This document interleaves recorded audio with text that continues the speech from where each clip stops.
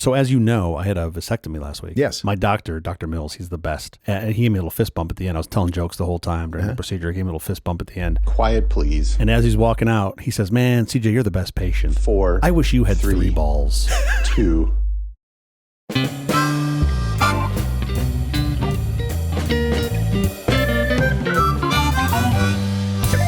The Apple Company presents a truly terrible podcast. Welcome to Nonsense Episode 12. I'm Jeff Parker. I'm CJ Little. This is our take on the week's business, tech, and entertainment headlines. This time we'll look at AI once again, shock and surprise, the data you're shedding, and the age-old art of lying. This is going to be a blast. How's your week going? So far, so good. I have no complaints. I thought I'd be in much worse shape after having my VAS. Congrats heifers. on that. Right? Yeah, no, good Very for happy. you. We should have a party. No. No party? I don't want to go to that party. There's no... I don't even want to see the invitations to that party. My poor dog has gotten, you're going to hear him whine or complain or bark or something because he's gotten no exercise all week because of the rain. Yeah, I mean, he needs a boat and an oar. One day we were walking and it started raining and he was just absolutely in heaven. This is the greatest thing in the world. Oh my goodness, water is coming down on us. Do you know how fun this is? Meanwhile, you had an Uber ordered in a second. Then hail came down. Oh, shit. And he hated it. The tail went between his legs. He was terrified. How do we get out of here? All that to say, happy National Puppy Day. Do I have to go get a puppy today? You don't want a dog? I do. My wife does not. Oh, what does she like? Cats? What's Nothing. she wants? No animals. Pet rock. She might let me have an AI if I ask her for a pet AI. Her father's a hunter. He has a room full of heads. She thinks animals are trophies. There's a little spot on the wall for my head. I'm sure I know there right is. where it's going to go. You can't do anything wrong or He your reminds spot me. will be taken. Not even wrong. I think just at some point he's like, all right, it's time. Okay. CJ, come back here. Mount it over there. It's also World Math Day. Oh, and it's Chips and Dip Day, which should be every day. These all on the same day? Yeah. Math, puppies, and chips and dip. What's your problem? When's the chips and guac day? I don't know. Should we get to our headlines? We should. Sell TikToker face nationwide ban, the White House tells the Chinese owners. Zero chance they're going to sell this thing. Who are they going to sell it to? I know someone in the U.S. Think Elon would buy it? I don't think probably he has enough money. I mean, this thing's got to be worth a fortune now. It's You know gotta how be many worth a people are fortune. using this thing? At 30? 40? Imagine the political blowback if you make this go dark. First of all, I don't know how you make it go I don't know. dark. Logistically, I don't know how they'd make it go dark. I mean, Yeah. like that would be, you could take it out But of the you're App going to piss Store. off 150 million people in the U.S. In the U.S., yeah. Well, you're not going to piss me off. I'll be happy. Do you have it on your phone? I do. You do the dances? I don't. I was hoping you were going to teach me I can. so I could be cool with the kids. I have a new non-fertility dance that I do. It really looks like I'm just in pain, which is really what it is. Which is true. My achy, breaky balls. TikTok has banned deepfakes of young people as it upgrades its guidelines. Just young people? Just young people. If We you can are an deep- old person, you're fair game. Where do we think the TikTok line for old is? I would think this is like asking TikTok is like asking my kids what old is. And they'll be like, I don't 100%. know, 7. You're like, all right. So anybody So it makes over 7. Everybody's Yeah. pretty much fair game. Yeah, Sure. pretty much. I asked my son the other day, how old is mommy? And he went, 100. Like, all right, we'll just go with that. The biggest number he knows. I think the problem with that, with the deep fakes, is it's really easy to do the crow's feet and the wrinkles. So you can make the younger can make- people look older look old. and then get away with the TikTok. Sam Bankman-Fried received $2.2 billion from FTX, new managers say. Really was working for nothing over there, huh? They did the forensics accounting and found that he had taken $2.2 billion. So what does that make his hourly wage? I mean, I don't think he did a lot of work over there, so somewhere around $1 billion an hour. An hour. Here's the thing. Wasn't even an operating agreement. They were in the Bahamas. Like, exactly. So I think this is just business as usual. Like, I put 2 FTT in and $2 billion come out. I mean, the only rules were when surf is up, you go out and surf. Totally. On your surfboard made out of dollar bills and gold cougar It rounds. must have been. It always sank. It was so weird. A little bit heavy. Why does this thing keep sinking? Make another one. Make me another one, goddammit. The whole Bahamas, all the beaches in the Bahamas Just covered are in just gold. covered in gold surfboards. That's literally their treasury. Cult favorite brand Yeti recalls 1.9 million coolers and cases. Oh yeah, so Do you have a Yeti? I do, a couple, and I've got one of the ones that's recalled. They're nice. I Oh, just really? bought Really? it I just Why is it bought for my recalled? wife. What happened? So the older Yeti backpacks had zippers on them, which worked lovely. But my wife complained about it because it would scrape her hand when she put her hand in it. Okay. So the new one, she wanted a new one. I got it for this year. It has a big magnet top on it. It's really cool. It's like a big 1-inch wide strip. No longer scrapes your hand. Works great. Apparently, they've had like 2,000 some complaints of the magnets failing. Do you know what happens if with these magnets when they fail? Why it's so bad? It's terrible. No, what? So if they break up and you get like little chunks of magnet, right? Let's say you eat a couple chunks of magnet. They don't taste good, but that's not the Why problem. would I eat a couple chunks of magnet? I don't know. You're hungry. They go into your system and then they stick together, and you'll get it's terrible. You'll get like holes or like sepsis within your.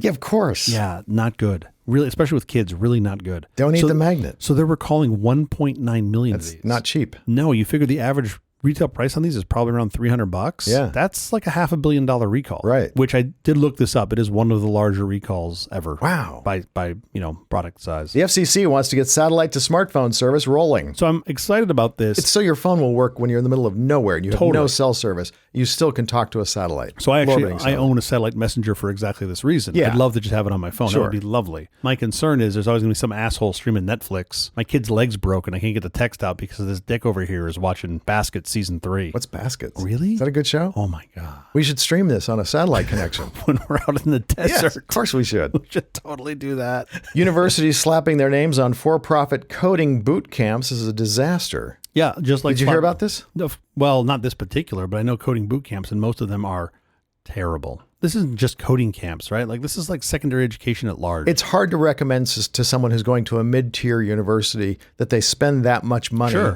to go get a mid-tier university degree. Even the money for a high-end university. You're buying brand name. You're buying sounding like an asshole. I went to Harvard. Like, how much does that cost? Just get the Just the That's it. Could be worse. You could get stuck on to Stanford. You can only make $2 billion if you're there. You can only pay yourself $1 billion an hour. One of the best podcasting apps is built by a single person. This is Overcast. Overcast, right? yeah. Yeah, it's super cool. This was in The Verge. This was kind of a fun story. Anyone who's worked on a large development team has fantasies 100%. of not having other people do anything. This guy was like the CTO of Tumblr. Yes. And he's like, fuck this. I just want to go write something. I totally get this. Yeah. I relate to this. And he carries our podcast. I'm just assuming he's pulling from somebody else's database. He doesn't have his own database for podcasts, does he? Don't ruin it for me. He has our podcast. Well, he has our podcast because he gets it from probably Apple's database or somebody else's database. I thought he really liked us. Now I'm sad. Podcastindex.org. How much do they pay you, you shill? Every time I mention a podcast, you just like your Tourette's kicks in. I have high hopes for the Open Directory. Maybe that's the app you could build. Open Directory? Yeah. That's what he's got. That's what this is. Well, this is an Open Directory. Build. I could build a podcast app that used his database because I would love to support this. I would love to, whatever I can do to help. Because I don't like the idea that like Spotify and Apple, they have exclusive podcasts. And I love the idea that of the old school podcasts, the original version of podcasts, which were like, for everyone. Sure. So you're saying you wouldn't sell out? I'd totally sell out. 100%, Somebody offering me 100%. money? No, I didn't hear about that. This is news to me. Just a box of donuts I'd sell out. I'm 100%. Sure. You want to be on Spotify only? Great. Here you go. Can I get a glazed? 2 glazed. I'll use the Apple database. Whatever you want. Whatever. Extra proprietary, please. What? I can't swear? Okay, fine. Sure. What are we doing? Tell me what other... No stories about Android? Tell me the rules. No rules. problem. Anything else I can do for you, Mr. Cook, while I'm up? 2 aircraft narrowly avoided a collision over the weekend, the FAA says, days after safety summit. It's almost comical. It happened at the Bob Hope Airport, close, Burbank that's our Airport. Yeah. What happened? A Boeing 737 from Southwest was the plane that was coming in on the same runway where the helicopter was doing touch and go. I'm not used to helicopters doing touch and goes on runways. Usually they do that on like a helipad. And also like in a commercial setting. I mean, that's where real big planes land. It's not like they were doing it out in, Van Nuys. Small. Yeah, sure. What is going on with tower control people that they're all just playing Wordle, I think. Yeah, that makes sense. I guess that would make sense. That's hard. You need to concentrate on that. No, and now I have sympathy for them. What do you think we should replace with an AI first? Yeah. The pilots, the flight attendants, the tower, or the passengers? I don't think there's going to be an option. I think the pilots are going to be replaced first no matter what I want. Not the traffic control? No, I think it's pilots first. Probably easier. Yeah. Okay. Factory sealed original iPhone sells for $55,000 at auction. Do you think that person knows they make a newer one? He's just like, I got the first iPhone. You're like, dude, we're on iPhone 14. And it didn't like even have an app store. It was like nothing. These things were terrible. It was I can download barely a step far. It was literally one additional app on an iPod. Yeah, exactly. Yeah. Was it somebody that was like, that worked on the team? Like somebody that was on the iPhone team? It doesn't say that. No. Huh. But this is true of like old, NES cartridges that are sealed will go for hundreds of thousands of dollars. Why? Because some dude wants to have the unobtainium. Please. Yeah, I get it. I'd be the asshole at his house, be like, dude, can we open up Super Mario Brothers 3? And he'd be like, you just cost me $200,000. Yeah, but we can play it right now. Oh no. Yeah. See, I'm all for not collecting things. And if you want to collect stuff, not at my house. Well, if you want to collect stuff, I'd suggest the nonsense NFTs. You can buy them now. You should collect for sure. It takes up no space. You don't have to dust it. Super cheap. Do they still come in the tin? They come in the tin. It says it says nonsense on the tin. Yeah, totally. That's like from tin from the 20s. Other cryptocurrencies have wallets. Sure. Well, that's pedestrian. Get a tin. Our cryptocurrency is tied to the fiat of tin. Fuck gold. You need tin. Other unopened original iPhones sold for $35,000 and $39,000 in 2022. So prices have been trending upward. I'm going to buy a shrink wrap machine and make me some factory sealed iPhones. Oh, yeah. Because they're not going to open them. Oh, my God. They would never know. How do you show the provenance? They would never know. You don't want to open it. You'd ruin it. That's true. That's why we're going to buy a shrink wrap machine. I mean, allegedly, hypothetically. I just keep getting all these iPhones. It's just a box with a brick in it. Steve Jobs' business cards sold for $6,188. For a business card? I don't know what people are thinking. That is crazy. If you're spending that kind of money and there's anyone in a 100-mile radius of you who is not having dinner tonight, Focus shame on, on you. Yeah. When I first met Woz, I didn't know if I was going to meet him again. I did want to get like a Lisa and have him sign a Lisa. That was 20 years ago. And Lisas were trading for, I don't know, like $2,000 or $3,000. Right. Since I had no attachment to it, I didn't. You could go get actually Lisa for cheaper. Sure. You could get Woz to sign her. That would cost you less. This is going to be weird, Woz. Just hear me out. But stick with me. So I bought Lisa, not the computer. I own her. For an hour. Could you sign her, please? Could you sign Lisa? That's not weird at all? Yeah. What's this restraining order you're handing me? I'm so confused. Up next, CJ's going to talk about super recent AI advances and how soon we will all have our own personalized AI. I believe it. Hit the button.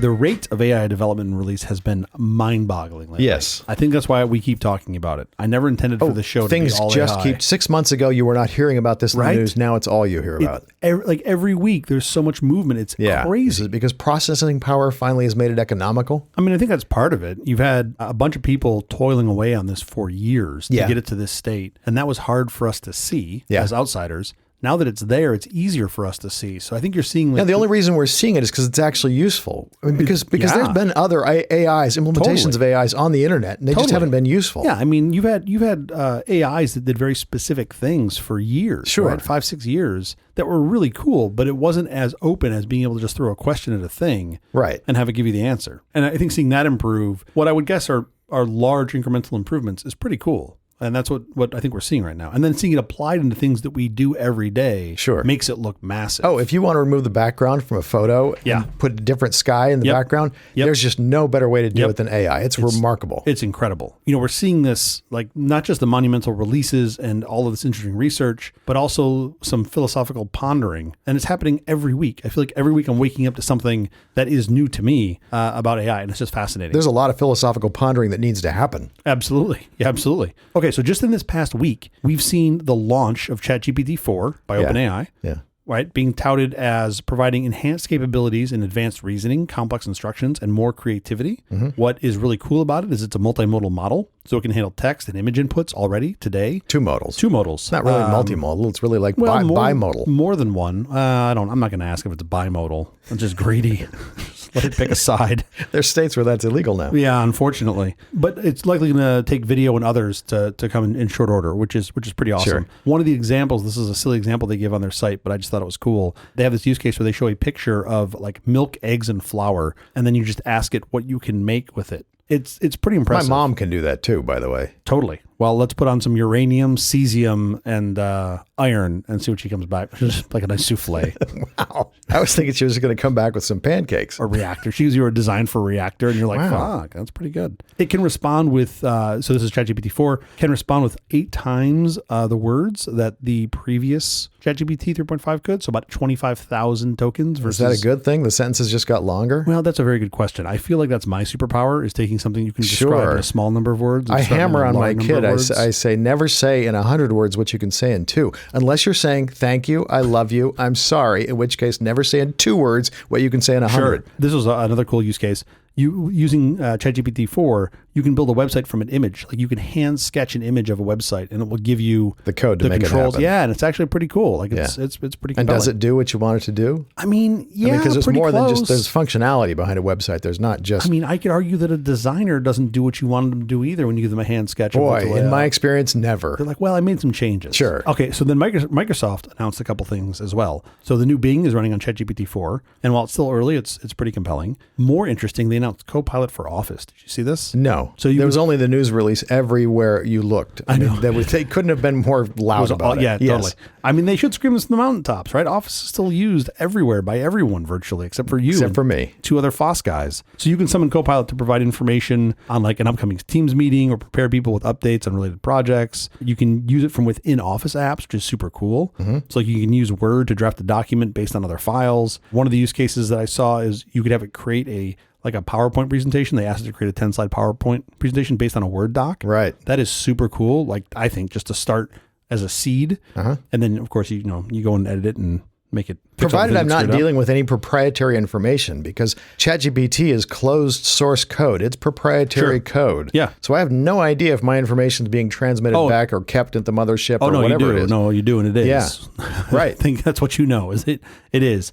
I do suspect that at scale they will have this thing with on-prem solutions where you can own all that, because you'll have to. Enterprise customers won't use it. Right. Yeah. The tight integrations on these are they're absolutely awesome, and that's why I think you're seeing this progress, or we see it as progressing a lot faster because of that. Then I came across a paper from the folks at OpenAI, Open Research, and University of Pennsylvania, where they investigated the potential implications of GPT models and related technologies on the U.S. labor market. This was fascinating. Okay. Right? So they assessed occupations based on their correspondence with GPT capabilities, incorporating both human expertise and classifications from GPT-4. Their findings indicate that about 80% of the U.S. workforce could have at least 10% of their work tasks affected by the introduction of GPTs. That's fantastic. That's what I say. I say that's absolutely fantastic, right? And then about 19% of the workers may see at least 50% of their tasks impacted. Right. Which I also look at and go, okay, this is still a good thing, not a bad thing. It's a great thing. The influence spans all wage levels, with higher income jobs potentially facing greater exposure. Also makes sense to me. Notably, the impact is not limited to industries with higher recent productivity growth. So they looked at one of the things they cited in this that was pretty cool. They took a look at the exam results from ChatGPT 4 versus 3.5, right? They fed in exams. The uniform bar exam jumped from around 10% under 3.5 to 90%. Wow. That is a huge jump, right? That's amazing. And I'm cherry picking the good ones, right? There were plenty that didn't move. The LSAT went from 40% to like 88%. Wow. Which is also pretty cool. The AP Calc BC exam went from 0% to 42%. Great. So apparently they taught this fucking thing math while we were all sleeping, which is nice. They looked at occupations and tried to rank their percent exposure to LLMs, right? So a higher percent exposure obviously means you're more exposed. There were a bunch of roles or a bunch of occupations that had 100% exposure. Okay. Mathematicians. Tax preparers. By the way, computers have always been good at math. Of course. Always better than people. Well, we remember we had the one floating point bug. They weren't so good back then. Actually, it's really the only thing they're good at, if you really want to be honest. All these fucking language law models Everything else is just math. It's all just math underneath it. Tax preparers, financial quantitative analysts, writers, and authors. Do I just give it all my receipts and it gives me back my return? Oh, dude, that's a thing. Is that really? They do they scan my receipts? How do they go in? In the demo, they handed it like a tax return for analysis. It's not there yet, right? It's definitely not there yet, but that is going to be a thing.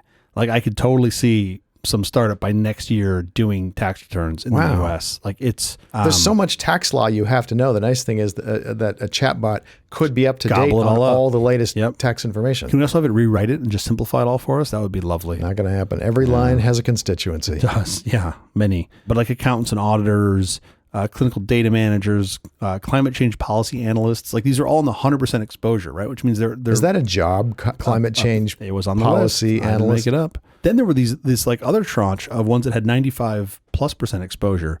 Blockchain engineers were at 97%. I don't know what they do that is so unique to them being exposed to this.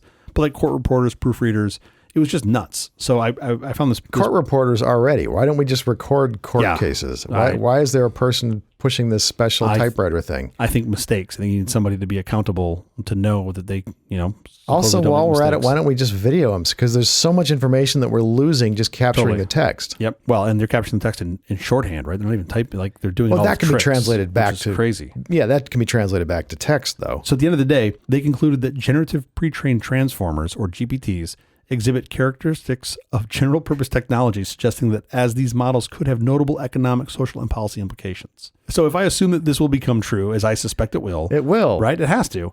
Then I also suspect that very soon, if not already, user uptake and continued usage is going to be slowed by some of the finer nuances that these products are missing, right? Such as like language nuances. There are thousands of various accents and idioms, slang, cultural references that are critical in how we communicate with one another. Sure. Those are going to have to But the more apply to you all use chatbot, the more it will learn those things. That's my personality point, right? That's like it becoming Yeah. more in tune to what your personality is versus mine. Like even like brevity expectations. I like sometimes I might want a deep understanding of the answer to my question. Sometimes I might just want a quick high level explanation. As it learns that about you, I think it makes it easier for you to use more often. And we're certainly not there yet. Last night I asked ChatGPT, how's it hanging? It said, as an AI language model, I don't have a physical form, so I'm not capable of, quote, hanging. I literally called it a fucking square, and it got angry at me.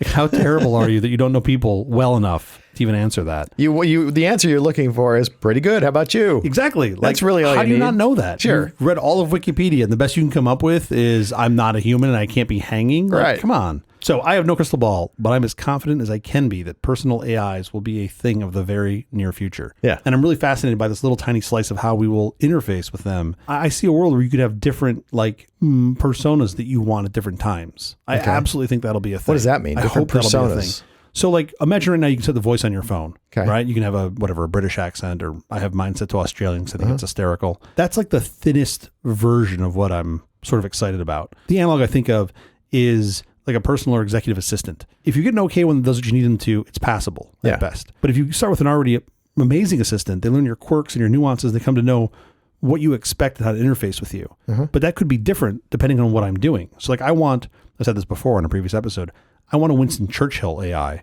So when I'm writing a grumpy email, I can have the grumpy email influence of Winston. Sure. Right? Whereas maybe I want a Mark Twain version Where you persona, want it to be funny. where I want it to be funny, Yeah. right? And then Abraham Lincoln just to be really long and very... He was very short. Was he very short? Have you read the Gettysburg Address? He had that big hat, right? You skipped history, didn't you? I did. In addition to Churchill and Twain, how about Samuel L. Jackson? Well, we've talked about this. I know. I want all my AIs to be Samuel L. I know Jackson. you All want my just voices. one personality. Yeah, just I don't everything. need multiple. I just need Samuel L. Jackson. Not just the voice though. Like you want the character. I want the right? attitude. Yeah, absolutely. Of course. But I want the Samuel L. Jackson from Pulp Fiction. Sure. I don't care what book it is. I want it read back by Samuel L. Jackson. Any book at all. Sure. It's recipes.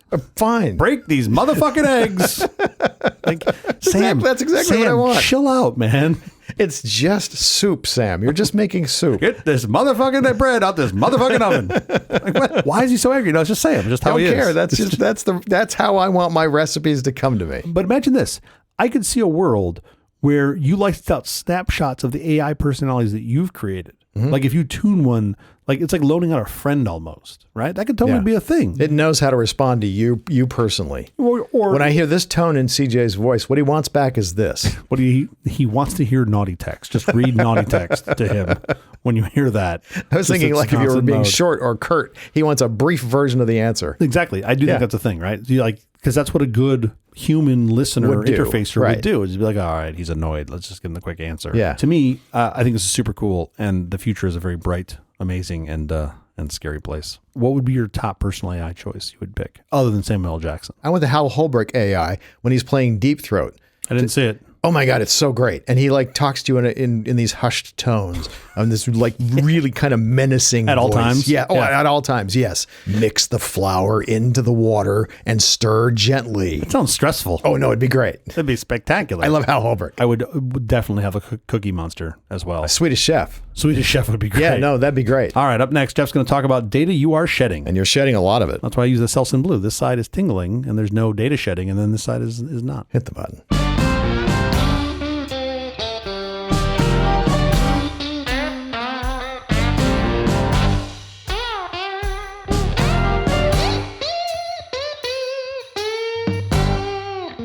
As it turns out, I am sitting across the table from technologist CJ Little. That's me. And I have a question for you. Uh-oh. You will know the answer to this, though, because Yes. you're a smart guy. What data did you leak so far today? Tons. Location data, right? Tell me specifically. How did your day go? What happened in your day? To go from most recent backwards, I had traveled with Google Maps. Traffic was bizarre. Yeah. So I had that up. That was leaking my location everywhere, Sure. right? Some Google servers have that on Right. it for sure. At least Google servers. Yeah. I had But of course, your cell company already knows your location, even if Absolutely. you have location services turned off. absolutely. They know what towers I'm at. You're always on 3. Triangulation. They know Right. where I am. Yeah, of course. You're in the middle of Los Typically. Angeles. You're That's way true. more than 3. Well, unless you're by my house, then you're on half of 1. Right. You're lucky. What else? I browsed the web a little bit, so I certainly leaked some information there. Sure. A bunch of cookies floating around. For the sake of this discussion, for a moment, we'll bring it back. Let's take out everything on your phone. What data did you leak? Oh, there was probably some surveillance video of me going through some street lights or I'm whatever. sure of it. So there's Of a lot course. of that. And security cameras from going in to buy all these lovely donuts that we get to enjoy here. Let me backtrack and say that your license was read Yep, absolutely. all over this city. For sure. And then say when you go in to buy the donuts, who gets that data? The credit card data? Yeah. Yeah, whoever the provider is. The donut store, Stripe, yep. your credit card provider. Their bank, their merchant account. Yeah, all that. Everything in the middle. And then They know your location and they know what you bought. Yep, because I didn't use cash. Right. And they didn't take my BTC. My car probably emits. Do you have LoJack? LoJack. Is it 1996? Oh, no, they still have, it's not called LoJack, but whatever it is, they can still find my car if my car goes somewhere. Yeah, that car has that stack on it. My car has software inside of it that updates over the air. Okay. It also has some data connection because you can connect to my car as like Hotspot? as a hotspot. Yeah. Right. So there's some obviously cellular connection of some sort in it. Sure. Did you go and get any coffee or anything? I did. My place where I like to get a tea, which is a national chain. It's not a tea chain, it's a coffee chain, but they happen to also sell tea. When I walk up to the counter, they already know what my probable order is going to be. The only thing they're doing, and they don't know me, is confirming that this is what I want to have. Huh, that's interesting. And I'm assuming that trick is done with my phone. I'm assuming it is done not with any facial recognition. Are you sure there's not a guy behind you with cue cards that just sees you walk in and writes it down? Yes. A large chocolate mint tea. You hear the cater markers as he draws the giant letters. Just holds it up behind you. By the way, when I go in my bank, they know when I walk in, within seconds of walking in, they know my name. Huh. And a vice president comes up to me and says, "How can we help you today, Mr. Parker?" And I don't know them. Yeah, I'm assuming that's done with facial recognition because I can leave my phone in the car and they can still pull that trick. I know what it is. What? You're on the FBI's most wanted list, aren't you? I'm sure that's it. They're just seeing the posters in the back room. In the break room. That could They're be like, that's it. the guy. Yeah. That's the guy. And then they're just calling the authorities. You just Don't get let in him and get go out. up to the don't let him go up to the tellers. Totally. Go up and get him now. Do you think maybe the fact you have a ski mask on in the middle of May has something to do with it too? If I walk into LAX, any building in LAX, before I get into the building, they know who I am. How do you know that this is true? How do you know they know who you are? I've seen the behind the scenes video and actually it's catching people as they first are approaching the building. Okay. For security reasons, it's really cool. Sure. Yes, because if you're somebody who shows up on a no-fly list, they know you're coming toward the building before you get there. Okay. I'll tell you another really cool example. This is not facial recognition, but Beverly Hills parking lots. Yeah. You get the 2 free hours, right? Yep. Used to be you pulled a ticket from a machine, you went and parked, you did your shopping, whatever you were going to do. Sure. You got back in your car, you had to give your ticket to a human being who put it in. Not anymore at all. Just drive in. No, you still have to pull the ticket Oh, you still pull a ticket here? to get the gate to go I up. guess Century City do, but they put your fucking license plate numbers on the ticket. When I drive out, there's no human for me to give the ticket to. Sure. The gate just magically opens. I'm guessing based on my license plate. Yeah, and okay. it knows that I'm under 2 hours. Yep. And so they don't even want the ticket. Totally. I got another one too. Go into Amazon Go. Oh, now you're into the deepness here. No, it's Yep. cool. It's super cool. I'll wear a big red puffer jacket. Okay, then we change You jackets. wear a nice dark gray blazer. Halfway through our shopping trip, we'll swap coats. Totally. Amazon will still know who you are and who I am. Andy Jassy will call you himself you and be will like, change not- the jackets back. You will not. I'll give you $1 billion fucking dollars. Change the jackets back. No, it's all stopped. It will work fine. It will not be fooled. It is really They're good. using facial recognition. Presumably. They're not recognizing your jacket or your clothes or anything like that. It's facial recognition. And by the way, we know this because in New York, there is a law. It's the only state where there's this law. If you're using facial recognition, you must visually somehow disclose it. And they got busted. Who's they? Amazon. They only recently put up the signs that says we're using facial recognition. Interesting. I don't know this to be factual, but I presume that for me in particular, they have like a 2-factor identification and they use smell. I presume. So that would be multimodal. It's multimodal, yeah. Fantastic. Yeah, when I set the smell needle to 11, then they know. Do you not bathe? Are you supposed to? I like that. I'm pro that. I'm pro them being anybody telling me for using my face to ID things. But that only happens in New York. That's the only state where that actually happens. So now add your phone in. Let's add the phone back and see what more data you're leaking. All of it, because it goes everywhere I go. You have a smartwatch? Yeah, of course I have an Apple Watch. Does it have the green laser so it can tell your It can. Yeah. But it knows when I'm excited. Tells your blood pulse rate and all of those sorts of things. Sure. All this health monitoring device is fabulous if you are an insurance company and you want to decide who you want to cover and who you don't. Banking apps. You have a banking app on your phone? I do. Your banking app, when you originally loaded it, asked for you to see your contacts. It actually asked for contacts. And I said no. Do you know why it wants to know your contacts? To spam them? No. Wait, hold on. Let me think about this for a minute. So that if I default on a loan, they can call those people? I think that's what the bank That always would make wants. sense too. Sure, that would be. It's less direct than that. It's much more of a big data sort of connection. Know who you know? I don't know. This is a good question. They want your contacts because they can tell more about your creditworthiness based upon who your Who you friends know? are Really? than if they look at your credit report. Oh man, I am anchoring down all my friends listening to this. Right? Just dragging them down. Right? I would love it if you log into like the Experian credit thing and they're like, if you want to increase your credit score, stop talking to this guy. Exactly. That's just my picture. If you want to improve your credit score. Improve your Yes, credit exactly. score. Okay, well, we've all learned something valuable today. SMS messages, of course, that data is just freely available to the world. Totally. Anything you're sending on SMS is just out there. If you don't count the two-factor authentications I get via SMS, if you don't count those, I would say I SMS once a week. Well, but you're not most of the world. Most of the world is texting on SMS. All that information. Sure. You are talking aloud in public. Yeah, of course. You have to think of it that way. That's how I feel about email. I've always said email. Email's the exact same thing. You are Right. just yelling in a public room everything you say. All this to say that you are, even before you get to your phone, you are leaking an enormous amount of data. About yourself, where you are, what you're doing.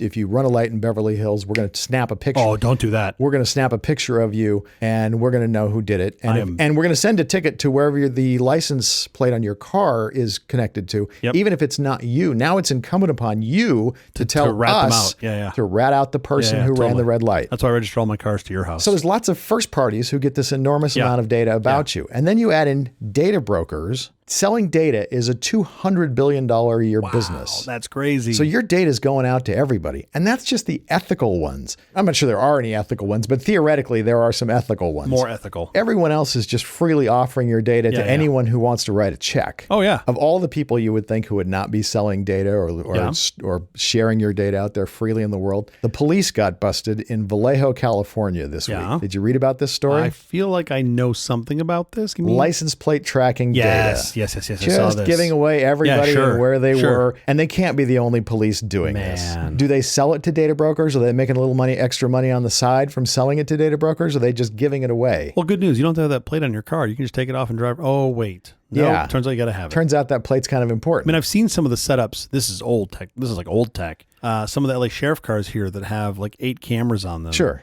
And they're constantly just running plates of everything that it sees, just looking for like outstanding warrants or anybody that might be someone of interest. By the way, why do I have to have a tag that tells you my license is up to date? Because they know that. Yeah. You have all that information. What do you need that for? I'm always annoyed when I get pulled. I mean, hypothetically, when I get pulled over. Yeah. And they're like, registration. I'm like, what? You have the fucking computer. You don't need to see my piece of paper. You've got everything that I have and more. I mean, as an aside, I'm also annoyed that I have to take a ticket to the airport for the same reasons. You know who I am. Yeah, sure. You already know I'm going somewhere. You know what plane I want to be on. Let's be like the Beverly Hills parking lot people and just skip a step and make this useful for me too. Just get right on the plane. If you're going to be tracking me like this, make my life a little better too. Sure. So here's the problem with Vallejo giving away all that data or trading it or selling it, whatever they're doing, all that license plate data. Yeah. There are places like South Carolina where they are actually contemplating, the state legislature is contemplating the death penalty for abortions. Yeah, that makes a lot of sense. If you're a resident of South Carolina and you come to a nearby state where they're photographing your license plate every 2 seconds, they know where you go. Yep. This is a problem. That's bad data to leak. I think people need to be able to have secrets. Yeah, of course. In the last 25 years, we've got gay marriage. Yeah. We've legalized marijuana. Yeah. All because people were willing to break the law. Sure. And we've improved the world. Well, technically, even though marijuana is legal in a bunch of states, it's not the federal level. You're still breaking the law. There are services that will remove all your data or claim that they'll remove all your data from the web if you pay them a certain amount of money. Sure. It's not possible. No way. It's a great fantasy. There's no way to do it. It probably helps a little bit. It's mainly a grift. You always accuse me of making these segments so dark. I mean, this is heading that direction. This is why I'm going to stop now and ask you, you driving around the city, doing crazy things like buying donuts. Yep. How do you protect your data? What do you do? You don't. What can you do? I would start by getting rid of your phone. By the way, I'm with you. There's nothing you can do. You just can't. You can't live in the modern world without being, facial recognition and all of that. This is the other side of the sword, right? Like if you want to be always connected, guess what? You're always connected. Again, we started this off saying, take the phone out of the equation. We still know everything about where you've been and what you've been doing. Using cash probably helps a lot because then your purchase intent is at least missing. So many places won't even take cash anymore. You could certainly go buy like a green dot card for cash. Yeah. And then at least it's an anonymous burner card. It's too much work. You're never going to do it. Well, I get it, but that's the thing. Like you want to be secure and you want to be private. It comes with work. There's no way around that, right? I mean, you can turn your phone off, which helps some during that time. You're not going to drive around with your phone off. Exactly. You're definitely Never not going to go. happen. Especially if you're going in your hypothetical, if you're going across state lines for something as serious as an abortion, right? You're not going to be just like, oh, I'll leave my phone at home and take a horse. Like that's not going to be an option. So you're going to have your phone with you. You're going to drive your car. Yeah. Like those things you're not going to be able to not have. Yeah. I mean, I think the answer you're getting here is there's not a lot you can do on these. I mean, I don't think you can do anything. Move to the woods. That's an option. Like move to the woods. But then you're the guy who moved to the woods. Exactly. I mean, it's literally like the reason encrypted messaging needs to be used by everyone. If a zillion messages going back and forth are, hey, what are you doing for lunch? We should get some tacos. And those are all encrypted. It normalizes the encrypted messages. Yeah. And so for the guy who's actually talking, who's stand out. Right. The guy who's talking to the reporter, giving him the special information of, the whistleblower. It doesn't look unique. Now he doesn't stand out. So you've got to normalize that stuff. You're still going to be leaking data left and right. I really don't see a way around that. What do you do to protect yourself? I mean, obviously you communicate on better channels. I appreciate that. Because of you, I'm pulling more people into Signal. Yeah, it's really tough. I don't have any meta apps on my phone. The TikTok thing I've got is on a tablet that doesn't have anything else on it. Sure. Well, at least we ended more cheerily than I thought we were going to. Okay, now that we've put all your fears at ease, up next, CJ is going to talk about detecting the lies that lying liars tell. Just don't ask me why the room smells the way it does, and we don't have to lie, okay? Hit the button.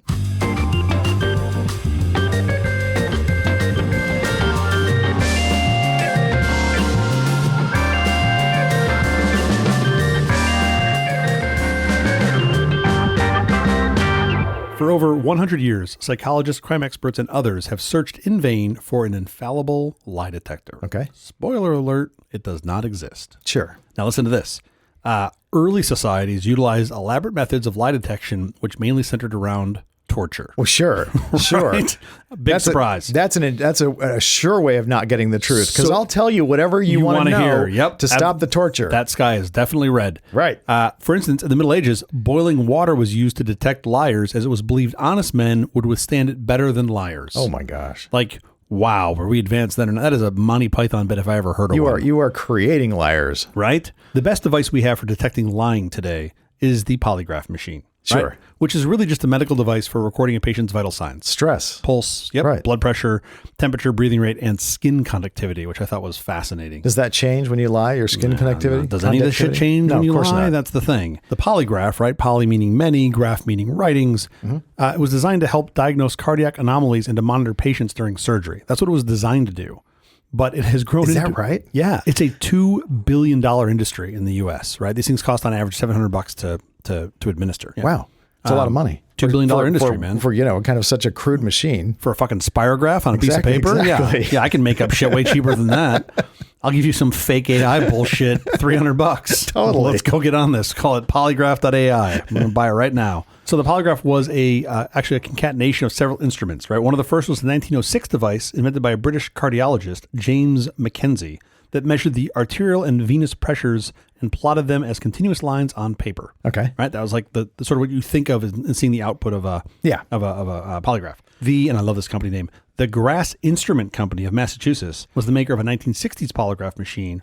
They also sold equipment for monitoring EEGs, epilepsy, and sleep. Okay. So they sort of like as this stuff came together. Now, before we had the polygraph. So if you fall asleep while you're lying, they really know. They really know. So well before the polygraph was invented, scientists had tried to link vital signs with emotions. This goes back to like the 1850s, right? A French physiologist recorded bodily changes as responses to uncomfortable stressors, including nausea and sharp noises. Okay. In the 1890s, an Italian criminologist used a specialized glove to measure a criminal suspect's blood pressure during interrogation. He also believed that criminals constituted a distinct lower race, and his glove was one way that he tried to verify that belief. How do you get blood pressure with a glove? Probably not very well. It was the 1850s. Right, you're not going to get a very accurate reading. Nope. And then this got more momentum leading up to World War I when a Harvard, pronounced Harvard, psychologist Hugo Munsterberg, which, by the way, best last name of any bit I've ever looked at. Munsterberg used a variety of instruments, including the polygraph, to record and analyze subjective feelings. There was a guy that worked as an undergrad in his lab named William Marston, And after receiving his BA, he decided to continue at Harvard, pursuing both a law degree and a PhD in psychology. He invented a systolic blood pressure cuff with his wife, Elizabeth Marston, and she used the device to investigate the links between vital signs and emotions. According to Marston's son, it was the wife who suggested that when she got mad or excited, her blood pressure seemed to climb. So that was sort of All like right. how they got there, right? They Sure. said, well, when you're excited or you're upset, your blood pressure goes up. Is there a way that we can figure this out? Causation and causality might be mixed up there, but sure. Totally. So in tests on fellow students, Marston claimed a 96% success rate in detecting liars, right? Okay, sure. Again, he claimed it on his own claim device. a lot of You things. can claim whatever the hell you want. A couple interesting things about Marston. Today, he is often equally or more noted as the creator of the comic book character Wonder Woman and her lasso of truth. Yeah, which can force people to tell the truth. Sure. So he was the one that created that. He was like, That's well, awesome. How cool is that? So in 1938, he appeared in advertising by the Gillette Company, claiming that the polygraph showed Gillette razors were better than the competition. So he polygraph totally sold test. out. Yeah, right? Okay. In 1938, to show that the razors were better. We were very sophisticated customers back then. Yeah, but the bad news is it turns out Marston was a complete and utter racist, believing that blacks had more primitive minds than whites and that his machines wouldn't work on them. Oh, okay. So while we had good science and he brought us Wonder Woman, turns out the dude was a total fucking racist. Oh, man. Right? So you're just like, oh, shit. Okay, so at the same time, in Berkeley, California, the chief of police was in the process of turning his department into a science and data-driven crime-fighting powerhouse. Of course, Berkeley would do that. That's I know, perfect fit. right? So their police chief, August Vollmer, also a great name, centralized his department's command and communications and had his officers communicate by radio. Oh. Like the first guy to do it, right? He created a record system with extensive cross-references for fingerprints and crime types. He compiled crime statistics and assessed the efficacy of policing techniques. Started in-house training, worked with universities on teaching evidentiary law, forensics, and crime scene photography. In 1916, he Changed policing. He completely changed policing. And this was in Berkeley, where, again, I had no policing idea. still kind of works that way. In 1916, he hired the department's first chemist, and in 1919, he began recruiting college graduates to become officers. He vetted all applicants with a battery of intelligence tests and psychiatric exams. Cool. So basically, he was like the OG NCIS back in 1960. Right. This guy, John Larson, who's a rookie cop who happened to have a PhD in physiology, read Marston's 1921 paper and thought he could improve on his technique. So he began testing subjects using his own contraption called the cardiopneumocyclogram, which, Quite a name. well, I have no real data on this thing, but I just presume it's like Bill Murray in Ghostbusters when he's like just Sure. zapping people in the beginning. Sure. And he's just trying to get laid, and that's all he's doing. I have no data to actually back that up, but I just presume that's what happened because it made sense to me. But here's the thing. All of this, as you already know, doesn't work. Yeah. None of this works, right? Assessments of polygraphs by scientific and government bodies generally suggest that polygraphs are highly inaccurate and easily defeated by countermeasures. Right. They're imperfect or an invalid means of assessing truthfulness at the end of the day. You just have to know going in that the polygraph doesn't actually detect the truth. Turns out that's all you really need to know. That's the key piece of information. There was a pretty comprehensive study done in 2003 by the National Academy of Sciences. They included that there was, quote, little basis for the expectation that a polygraph test could have extremely high accuracy. Of course. So like pretty much everybody's looked at this thing and been like, yeah, they don't work. Polygraphs have failed to catch a lot of people. There was a double agent, Aldrich Ames, who passed 2 polygraph tests while spying for the Soviet Union. At least 3 or 4 other spies passed Because the he polygraphs knew the as well. polygraph doesn't do anything. So yeah, absolutely. There's Gary Ridgway, who's the Green River Killer. There was another suspect that failed a given lie detector test, whereas Ridgway had passed it. And that was in 1984. He confessed 20 years later when confronted with DNA evidence. So in that case, sure. the polygraph worked in his favor because he passed it and some other suspect didn't. Right. And then 20 years later, as it turns out, the DNA doesn't lie. And then arguably even worse, it's been used. Except in OJ's case. Well, like glove didn't fit. I saw it. Okay. Well, you can't deny that. Can't deny that. Can't deny at all. science. No. Johnny knew what's going on. And innocent people have been known to fail polygraph tests, which is even worse. So there's this guy in Kansas in 86. Because they're stressed. Exactly, right? It's measuring stress. This poor guy was suspected of murdering his wife because he failed 2 polygraph tests, right? And one was administered by the police. He hired his own expert to administer one, and he failed that one too. Oh, my word. Right? And he was neither arrested nor convicted. In March of 2004, evidence surfaced connecting her death to the serial killer known as BTK. Okay. And in 2005, they figured out who BTK actually was. Yeah. So, again, these things just don't work. The part I wanted to get to that's useful potentially before we move on to the more interesting bits is that you can beat it. So there are two types of countermeasures. General state, where you intend to alter the sort of state of the subject, and then specific point. General state, I mentioned that CIA officer turned KGB mole that I mentioned earlier, Aldrich Ames. So he explained that he sought advice from his Soviet handler and received a simple instruction to, quote, get a good night's sleep and rest and go into the test rested and relaxed. Be nice to the examiner, develop a rapport, and be cooperative. That's it.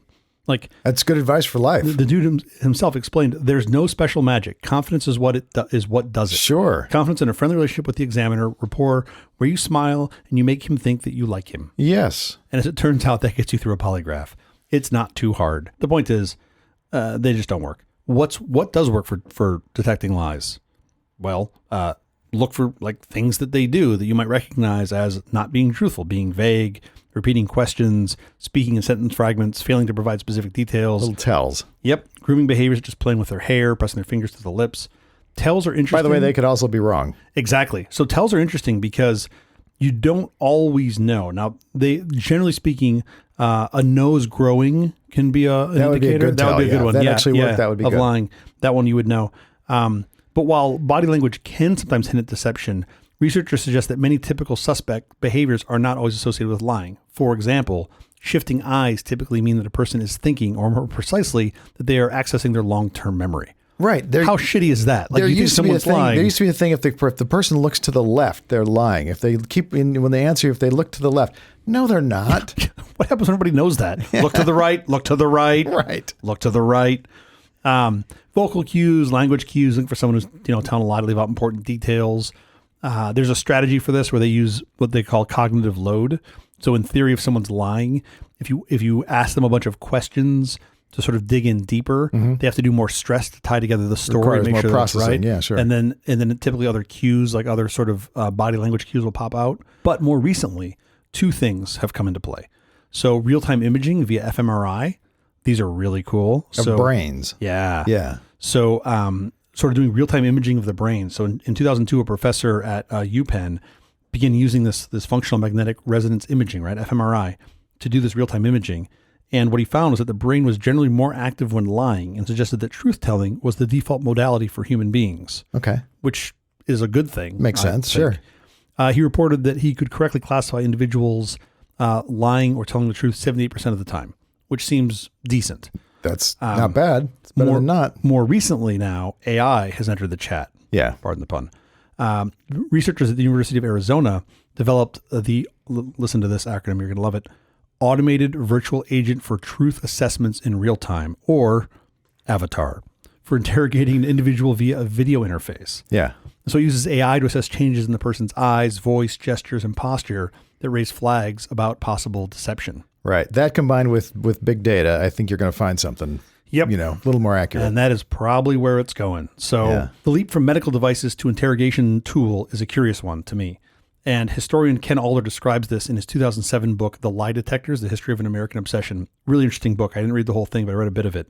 In the end, Alder notes that at its core, the lie detector is really only successful when suspects believe it works. And that was kind of your point, right? Like, if you believe it works, then you're stressed when you lie. Exactly. Right. If you don't believe, if you just think it's a spirograph making lines, which is what it is, just be super chill. Turns out it doesn't work. Right. So I thought that the easiest way to tell if someone was lying, and this worked reliably, like with, I think probably close to 100% reliably, was go on the stand and have Ironsides question you. Yeah, absolutely. I think that every time you got people to break. Totally. It was really impressive. Yeah. Well, that's why I would tell the truth. It's good old Ironsides. Wow. The amazing thing to me is polygraphs that are supposed to be detecting lies are lying. You're right. That's just too meta. That's crazy. They do the thing they're trying to detect. Exactly. But we have to get out of here. But quickly before we do, have you seen or read anything good this last week? Yes. As I mentioned earlier, I had a vasectomy last week. And I took all of my post-op instructions and I fed it into ChatGPT-4 and I asked it to make me a website tracking my progress to my next check, my next sample. And it did it. And it did it really well. Like, it gave me like 3 separate files. It made some CSS style sheets. I put it all up. You can find it at countdown.suzettle.com. Not everything has to be a website. Yeah, it does. It's all apps these days. History of the World Part 2 on Hulu. Mel Brooks is back with an all-star cast, and this time there are 8 episodes. What comedy stars are in this? It'd be shorter to list those who aren't. I'm just starting, but oh my gosh, what fun. Has it held up to the original, to the expectations of the History Part 1? Yeah. Oh, man, It's I can't good. wait. I can't wait. It's fun. That's awesome. I'll definitely check that out. That's the episode. Thank you for joining us for all this nonsense, a truly terrible podcast from The Awful Company. Visit us on the web at nonsense.production. I'm CJ Little. Have you made a website for Nonsense Production with that ChatGPT thing? You would think I should probably do that. That would be a good idea. I'm Jeff Parker. If you like this program, follow, download, subscribe, and like at Apple, Google Podcasts, Amazon Music, iHeartRadio, Overcast, or wherever you get your podcasts from. Podcastindex.org. Special thanks to our floor director, Mark Haynes. Thanks, Mark. We'll be here every Thursday morning for more nonsense. Please join us.